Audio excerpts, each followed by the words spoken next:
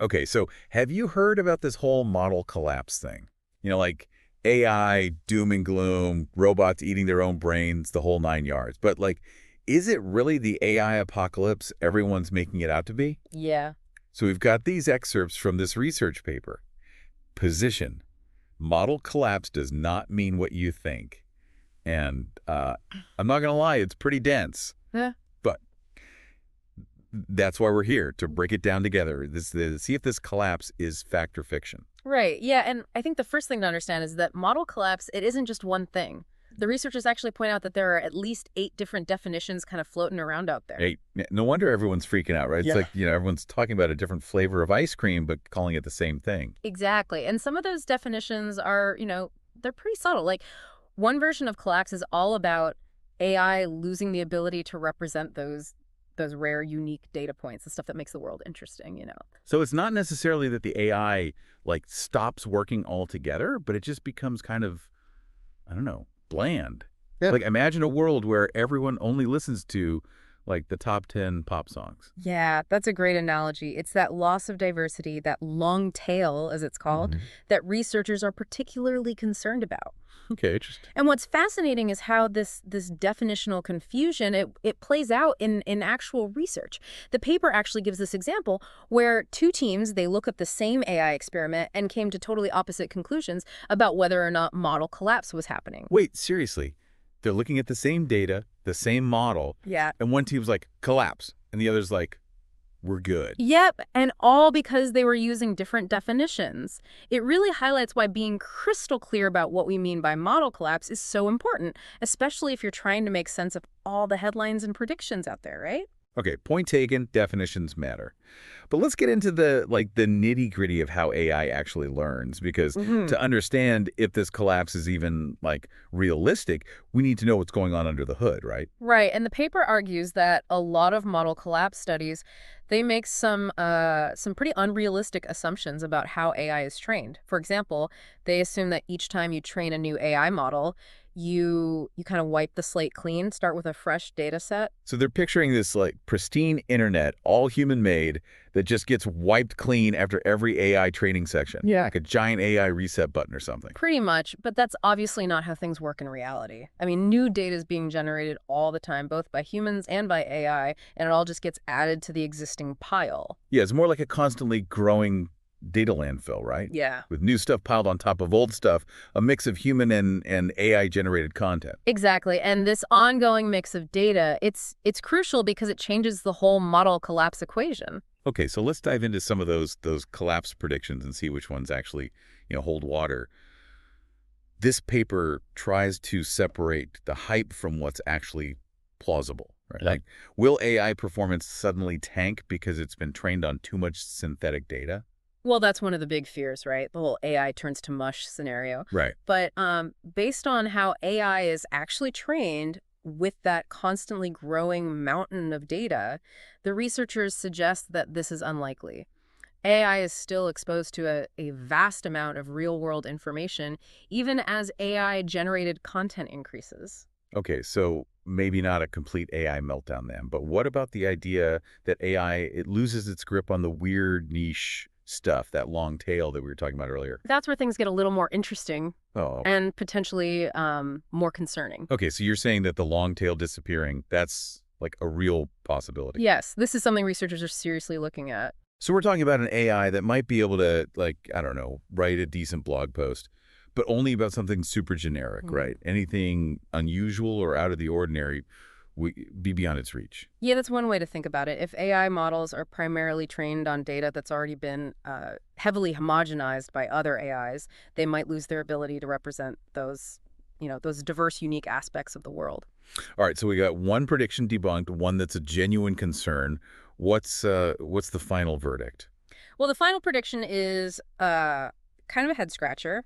It suggests that the very way that AI learns, its underlying math, if you will, could be altered by the prevalence of synthetic data. This one is still very much up in the air with lots more research needed to figure out what it actually means. So the jury's still out on that one. But I mean, even with one confirmed concern, the potential loss of the long tail, I mean, that's got to have real world implications, right? It's not just a theoretical problem for computer scientists to worry about. Exactly. This is something that could impact all of us. Yeah, I mean, because we're increasingly reliant on AI for so much, right? Search engines, news feeds, even creative tools, they're all powered by AI. Right. And if we connect this to the bigger picture, the quality of the information that we consume, the potential for bias, even our ability to be creative, all of these could be shaped by how AI models are trained and what data they have access to. Okay, so let's pause here for a second and bring it back to you, the listener. Why should you care about any of this? Because if AI starts losing sight of that long tail, it could mean that certain groups or viewpoints are left out. It could mean that the information that you see is increasingly homogenized, less representative of the real world. And that's a problem, right? We need AI to be a tool that helps us understand the world better, not one that narrows our perspective. So we've uncovered a lot in this first part of our deep dive. We've, unpacked the 8 different definitions of model collapse, debunked some of the more dramatic predictions, and highlighted a very real concern with the potential loss of that long tail. And in the next part, we're going to explore some potential solutions to this problem because the good news is it's not all doom and gloom. There are things we can do to steer AI in a better direction. Stay tuned. Welcome back to our deep dive on model collapse. So in part 1, we learned that it's not just one giant AI meltdown, but it's a bunch of potential issues that can happen when AI models are trained on too much of their own synthetic data. And one of the biggest worries is that AI could lose sight of that long tail, the rare, unusual stuff that makes the world so interesting. Right, and if we just end up with AI that can only handle the most common, generic stuff, that's a problem. It means we're missing out on a whole world of diversity and nuance. Okay, so let's talk solutions. What can we actually do to prevent this from happening? The paper does offer some hope, right? Yes. Yes, it does. And a lot of it kind of boils down to being smarter about the data that we use to train AI models. It's not just about feeding them more and more data, but being, selective, almost like curating a balanced diet for them. So instead of just scooping up everything on the internet, we need to be more thoughtful about what goes into that AI training mix, like making sure it gets a healthy dose of both real-world data and synthetic data. Exactly. And there are a few different approaches to this. One is to focus on improving the quality of the synthetic data itself. If AI-generated content is more diverse and representative of the real world, then the risk of collapse kind of diminishes. So if we're training an AI to write music, we wouldn't just feed it a million pop songs that all sound the same. We'd want to expose it to different genres, different instruments, different cultural influences, the full spectrum of what music can be. Precisely. And some researchers are actually working on techniques to actually de-bias synthetic data, filtering out those overly common patterns to make it more balanced. Oh wow, that's pretty cool. It's like adding in those, essential vitamins and minerals to that AI training diet, right? Yeah, another approach is to be strategic about how we combine real and synthetic data. Remember, the real world doesn't stop generating new information just because AI has entered the picture. I mean, we humans are constantly creating new experiences, new ideas, new perspectives. Then like that data mountain we talked about earlier, Yeah. it's never going to stop growing, and the human contribution is a crucial part of that mix. Right, and some experts believe that we should be actively stockpiling high-quality human data now, while it's still, plentiful, to use as a kind of counterbalance as AI-generated content explodes. Well, almost like creating a digital seed bank of human knowledge and creativity. Yeah, A way to yeah. preserve that diversity for future generations of AI. Yeah, that's a powerful analogy because if we lose that seed bank, we risk losing something essential about what it means to be human. Okay, so we need better data, and we Yeah. need to be thoughtful about how we use it. But is that all? Are there other things that we need to consider? Well, the paper doesn't dive too deep into this, but data isn't the only piece of the puzzle. We also need to be thinking about the ethical implications of AI development. How do we ensure that the benefits of AI are distributed fairly?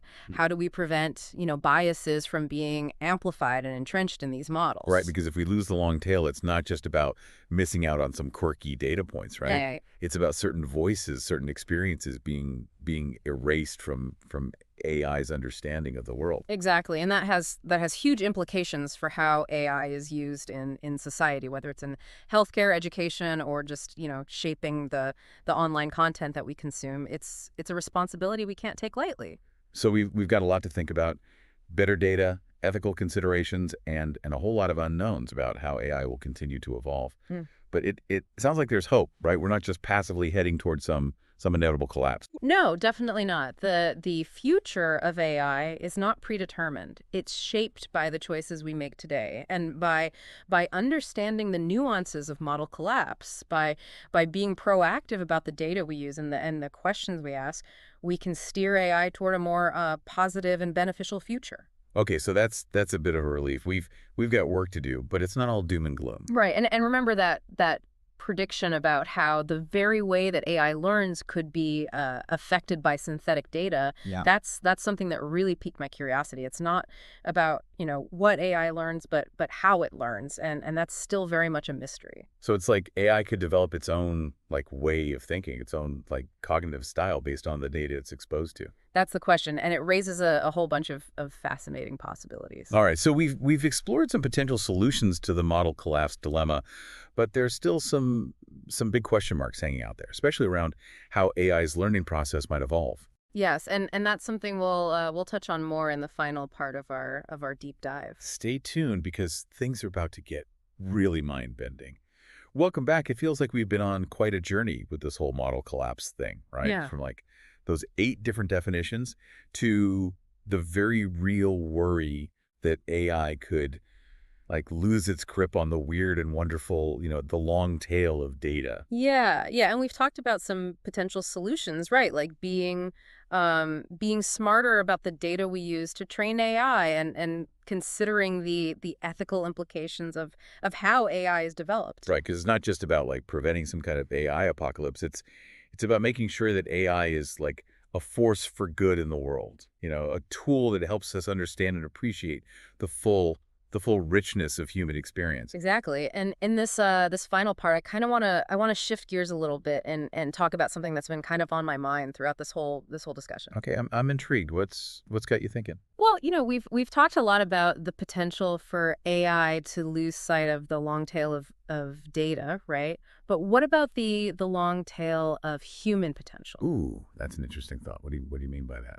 Well, just think about all the unique, talent, skills, passions that Okay. exist within humanity. The things that make each of us, special, irreplaceable.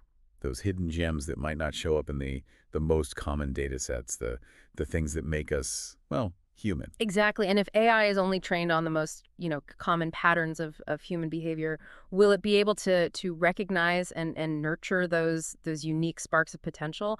Or will it inadvertently kind of push us towards conformity, towards a world where everyone thinks and acts the same way? That's a pretty profound question, and it makes me think about all the ways that AI is already being used to personalize our experiences, Mm. from the content we see online to the educational paths we're offered. Right. And if those algorithms are only optimized for, the average user, what happens to those who fall outside the norm?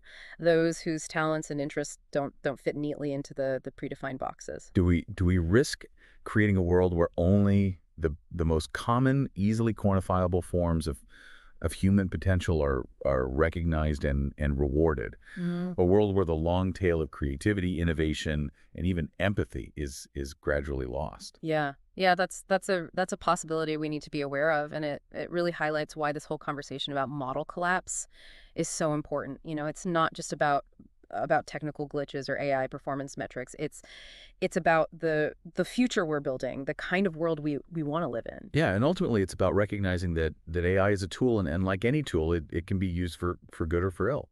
Yeah. The choice is ours. We get to decide how we want to shape AI, how we want to use it to, Yeah. amplify the best of humanity, not diminish it.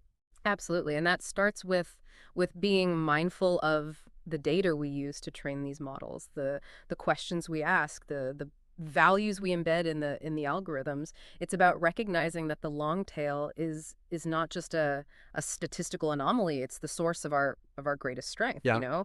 our diversity, our resilience, our capacity for innovation and change. So as we wrap up this deep dive, we want to leave you with this thought.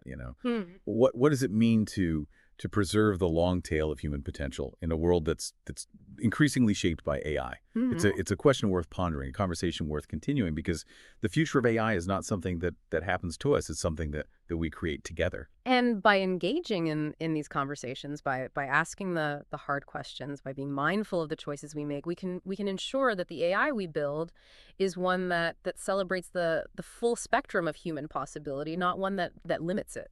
Thanks for joining us on this deep dive. We hope you found it insightful, thought-provoking, and maybe even a little bit inspiring. Until next time, keep exploring, keep questioning, keep diving deep.